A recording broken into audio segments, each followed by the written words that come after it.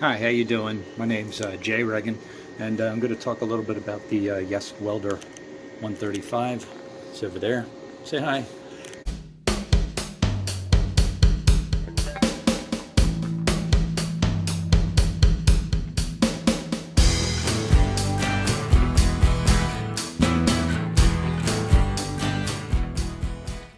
Anyway, my project is a 1966 Dodge Dart. It had rustic quarter panels, so I've been using the Yeswelder to do sheet metal.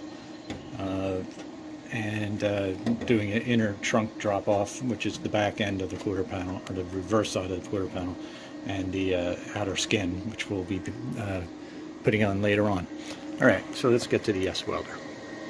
Okay, so here it is right here, Yeswelder 135, and this is the, I guess the newer version, which is the green version. Sort of looks like a surf guitar green. Anyway, I also got the Yeswelder helmet, and not sure which model this is, but it's the Welding Helmet Pro Auto Darkening. And I'll go with this first because this will be easy. Fits really well, seems to be pretty good quality. The only issue I've had with it is working in hot weather. I don't know if you can see this, but there's from my breathing there is condensation. And what happens is it gets in between the glass, and there's really no way to clean that. So that's a little bit annoying. Not sure what they could do with that. Maybe seal the glass somehow a little better. But that takes a while for that to actually dry out. But very comfortable, fits well, and protects my eyes, which I'm happy about. Yeswelder, pretty easy to load. I will tell you, make sure you watch some videos on loading wire into any machine, because I wasted a whole bunch of wire because it bird nest all over the place. Unscrew this, flip it down, put the wire through. This is a 0.30 wire. You can run also 0.35 wire through here. This was pretty easy to set up. Read your instructions for this. The other part on this that got me a little bit confused, also make sure you look at the instructions, make sure your guns and your ground clamp are properly attached. So here's basically what you do with this thing. There's a button down here that you press, and it's a little hard to read, but you'll see that there's graduation marks that in these buttons will tell you what size wire. So the one I have it on, you can see is upper right. That's for 030 wire, which I'm using. The one below it would be for 035, and then the next one is MMA, which is a different function of this welder, and with TIG, which you need a separate gun for. The thing that really got me confused with this whole welder, and so far I've been using it and I love it, I'll tell you that. I'm an inexperienced novice welder, but this thing has made it very easy. But the thing that I found the most difficult are these knobs. So this one over here, and other videos have talked about it, all it sort of does is float around. I'm not sure why they have low, medium, and high, or low, normal, and high. But all this does is it fluctuates between negative, use my other hand, -5 and negative and positive 0.5. You'll see that switch to negative after I get by 0. What I think this is for is more or less for fine-tuning the welding current. And what I found out is if you look at the chart, this comes with the welder as far and as well as an instruction book. For thickness of your metal, this is 0.40. I don't know what 18 gauge is, but 18 gauge is close to that 0.40 because I'm doing sheet metal, older sheet metal. This is a 1966 car, so take that into account that this is thicker sheet metal.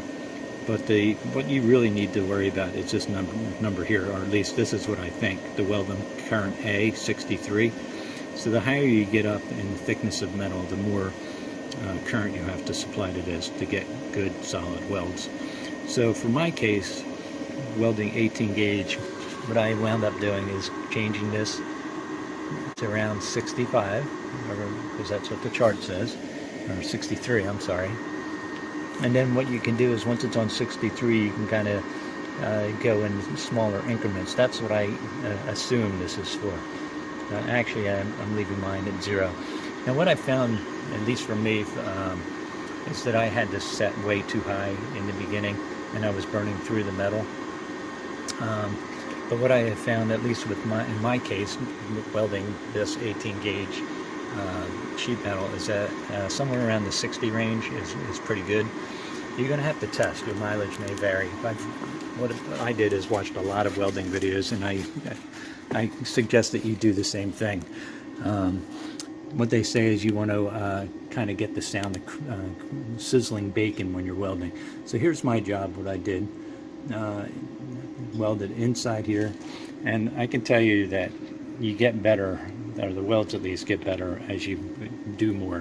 When I first started out, I didn't have the current up high enough, and I wasn't getting good solid welds, but now I am. I'm getting good penetration on the other side, but not burning through. And let me talk about this clamp. This is the grounding clamp. You're supposed to have this on nice clean metal. Pretty good quality. Has copper on the inside. So all in all, I'm very happy with the welder. It's inexpensive. I didn't want to spend a lot of money on a welder because after I get done this project, who knows how often I'll use it. But let me stop this, and I'll do a couple of test welds for you so you can see what it looks like and kind of hear what it looks like.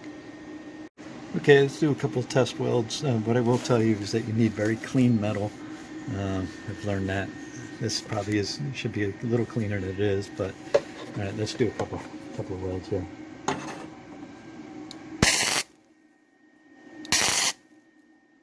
And what I like to do is like 1 second increments.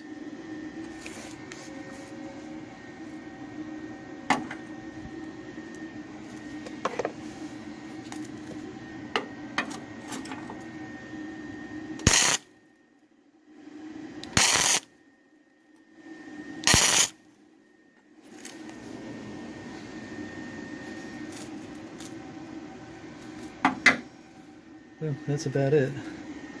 I hope you enjoyed this short little video, and like I said, I'm pretty happy with the welder for the price I paid for it.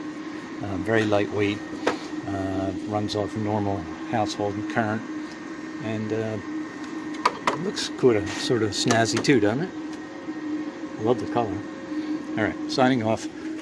Check out my channel for more videos about this car, where I took it out of a barn and have slowly been reusing it, or redoing it. What do you call that? Restoring.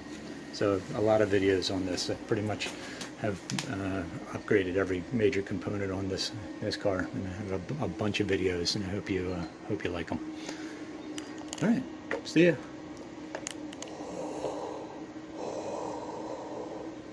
I'm your father.